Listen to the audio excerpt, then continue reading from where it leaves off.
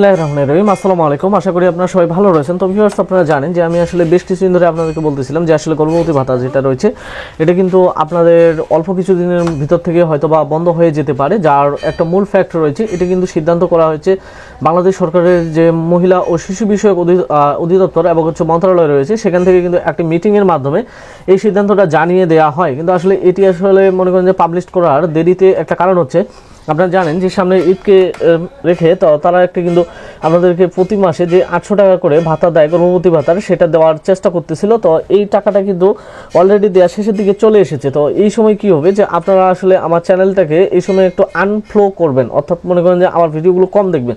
তো যার কারণে আমি কিন্তু আপনাদেরকে আজকে এই ভিডিওটা পাবলিশ করে দিলাম, এই জন্য যে আসলে আপনারা যেন বুঝতে পারেন যে কার কার গর্ভবতী ভাতাটা বন্ধ হবে, কার কার হবে না।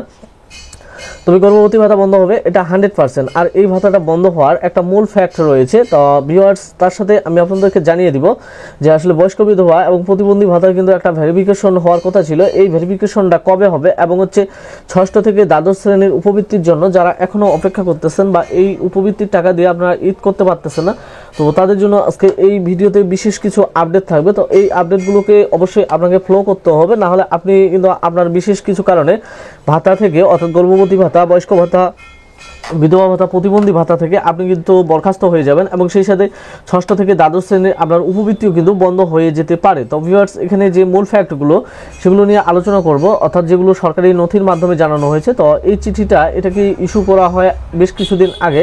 তো ইস্যু করা হলেও এটি কিন্তু সবার সামনে এখন পর্যন্ত আসেনি সেরকমভাবে। এটা ইস্যু করা হয়েছিল 20/2/2025 খ্রিস্টাব্দে।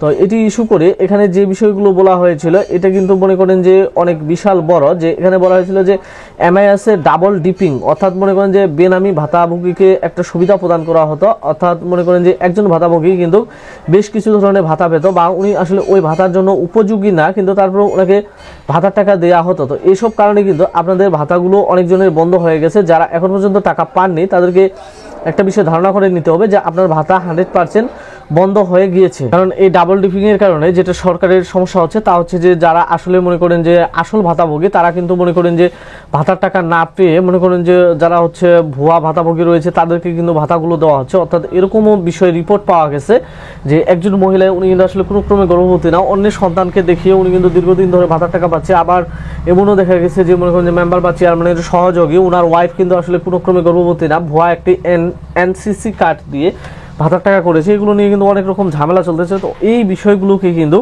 মনে করেন যে বাদ দিয়ে আপনাদেরকে ভাতার টাকা প্রদানের যে নির্দেশটা এসেছে, এটা লাস্ট ইস্যু করা হয়েছে তারিখ হচ্ছে 19/3/2025। কিন্তু 19/3/2025 তারিখে আমি যদি এই চিঠিটা আপনাদের কাছে পাবলিশ করতাম তাহলে কিন্তু আপনারা একটা আতঙ্কিত অবস্থায় থাকতেন যে আসলে ঈদের আগে আমি বললাম যে আসলে 24-25 তারিখে আপনারা ভাতার টাকা পাবেন, কিন্তু 24-25 তারিখে মনে করেন যে ভাতার টাকা না আসার আগে একটি চিঠি চলে আসলো, তাহলে কি আমরা ভাতার টাকা পাবো না? তো এই সকল বিষয়গুলো নিয়ে এখন আলোচনা করবো যে আসলে কি কি সিদ্ধান্ত হবে। যে উপযুক্ত বিষয় পরিপ্রেক্ষিতে জানা যাচ্ছে যে সামাজিক নিরাপত্তা কেন্দ্রীয় ব্যবস্থাপনা কমিটি CMC এর 20তম সভা সিদ্ধান্ত মা ও শিশু সহায়তা কর্মসূচির নীতিমালা মোতাবেক উপজেলা কমিটি কর্তৃক ট্যাগ অফিসার নিয়োগপূর্বক উপকারভোগীর তালিকা যাচাই করে 38/2025 এর মধ্যে হালনাগাদ করতে হবে। অযোগ্য উপকারভোগী চিহ্নিত হলে তাদের বাদ দিয়ে যোগ্যতার ভিত্তিতে উপকারভোগী অন্তর্ভুক্তের জন্য সুপারিশ করতে হবে। বিষয়টি অধিদপ্তরের সংশ্লিষ্ট শাখাকে অবহিত করতে হবে। তো ভিউয়ার্স, আমি আপনাদেরকে বলি যে এই সভাটা এবং এই মিটিংটার পরে যে সকল সাইড ইফেক্ট আপনারা মনে করেন যে ভুগতে পারেন ভাতা টাকার ক্ষেত্রে, সেটা হচ্ছে যে এখানে কিন্তু মনে করেন যে আপনাদের এলাকার যে প্রতিনিধি বা চেয়ারম্যান রয়েছে এরা কিন্তু মনে করেন যে বেশিরভাগই কিন্তু হচ্ছে যে বাংলাদেশ সরকারের যে স্বৈরাচারটা ছিল এই স্বৈরাচারের মনে করেন যে একটা দোসর। এরা কি কাজ করতে পারে যে যেহেতু মনে করেন যে এরকম একটা ক্ষমতা তাদের হাতে চলে এসেছে, এখন তারা কি কাজ করতে পারে যে মনে করেন যে যারা জাতীয়তাবাদী বা অন্যান্য যে সংগঠনের যারা মনে করেন যে সমর্থক অর্থাৎ দেশপ্রেমিক যারা জনগণ রয়েছে তাদেরকে কিন্তু এখানে একটা সুবিধা নিতে পারে। এটা কিন্তু আমার একান্ত ব্যক্তিগত মত। সুবিধা নিয়ে তাদেরকে বাদ দিয়ে তারা কি কাজ করতে পারে যে তাদের যে মনে করেন যে স্বৈরাচারী দোসর যারা রয়েছে তাদেরকে কিন্তু ভাতার মধ্যে অ্যাড করে দিতে পারে। তো এখন বিষয়টা হচ্ছে যে আপনার যদি এরকম কোনো কিছু মেসেজ আপনার কাছে আসে যে আপনার ভাতাটি বন্ধ হয়েছে বা এটা বন্ধ হওয়ার উপক্রম হয়ে গিয়েছে, তাহলে আপনাকে কি কাজ করতে হবে, আপনার যে নিকটস্থ মহিলা বিষয়ক অধিদপ্তর রয়েছে সেখানে গিয়ে আপনাকে কিন্তু যোগাযোগ করতে হবে। যোগাযোগ করে আপনার যে তথ্যগুলো রয়েছে সম্পূর্ণগুলো যদি সঠিক হিসেবে বিবেচিত হয় তাহলে কিন্তু আপনার ভাতাটা পুনরায় কিন্তু তারা বিবেচনা করে চালু করে দিতে পারে এবং আপনার ইউনিয়ন পরিষদ থেকে ভুল তথ্য দেওয়ার কারণে তাদেরকে কিন্তু আইনের যে শাস্তিটা রয়েছে সেই আইনের শাস্তির আওতায় আনতে পারে। তবে এই ঘটনাগুলো সবচেয়ে বেশি ঘটে থাকে, আপনারা যারা আমার ভিউয়ার্স রয়েছেন আমি আপনাদেরকে বলি, সেটা হচ্ছে যে দক্ষিণবঙ্গে, কারণ সেখান থেকে অনেক নোটিশ আমার কাছে আসে যে গর্ভবতী ভাতা করতে 8,000, 10,000, 20,000 টাকা পর্যন্ত নেয়। এটা কিন্তু আমাদের উত্তরবঙ্গে এই সাইড ইফেক্টটা অনেক কম। তো ভিউয়ার্স, আপনারা যারা ষষ্ঠ থেকে দ্বাদশ শ্রেণী উপবৃত্তি কবে দিবে এই বিষয় নিয়ে খুবই আতঙ্কিত। তো ভিউয়ার্স, আমি আপনাদেরকে বলি যে 24-25 তারিখে কিন্তু বাংলাদেশ সরকারের শিক্ষা সহায়তা ট্রাস্টে একটি মিটিং ছিল।